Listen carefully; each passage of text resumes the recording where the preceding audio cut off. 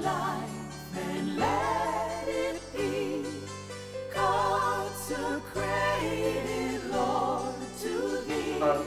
Y'all want to know when I finished reading the book, so I finished reading this book that you see on your screen. It's called Dominion, and it's written by Tom Holland.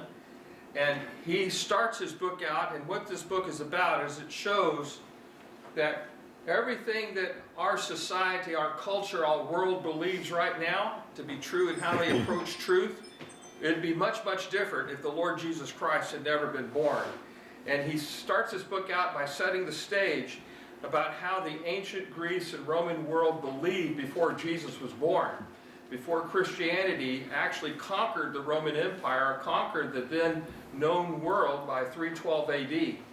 And the way they thought, for example, they believed that, they followed Aristotle, and they believed that some people were born to be slaves and others were born to be ruled. They believed that human life was disposable. They were polytheistic. They believed that the gods were up there and they were cruel and they were bullies and they were capricious and you just couldn't count on them, and they were just there to make our lives, to toy with our lives and to play with our lives. Their gods they worshiped were not holy. They had no sense of that. And can you imagine if Jesus had never come, what our world would be like if his influence had never corrected all of those things, which it did. And eventually the Christian faith conquered the world, not by the sword like Islam did, but by persuasion, by love, by showing the values that we are created in God's image and we are worth, each individual, each one of us is worth so much that God became a man and died on the cross. And from that, it became the official religion of the Roman Empire and of all of Europe, in Africa, all the way, Northern Africa, all the way until our founding of America.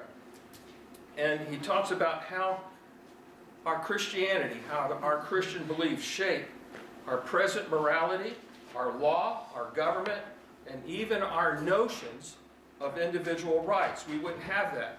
If it weren't for Jesus, there would be no social workers, there would be no Salvation Army, there would be no welfare state, there would be no orphanages, and probably there would be no modern medicine or hospitals. And you could credit all of that to the teachings of Jesus. There would be no modern science because it was the Christian idea that said that God created a discoverable and ordered world. And scientists like Galileo, scientists like Newton and all of them, they believed that, if you looked hard enough, if you started hard enough, God would reveal to you what he did, and how he did it. And that was the backbone of modern science, and we wouldn't have that. It influenced literature, art, architecture, and education throughout history. Dominion is a well-documented account. I looked at 5 of its references, and I found them to be accurate and true. Even modern atheists, socialists, and the woke today cannot escape borrowing their ideals and fundamentals beliefs from the Lord Jesus Christ.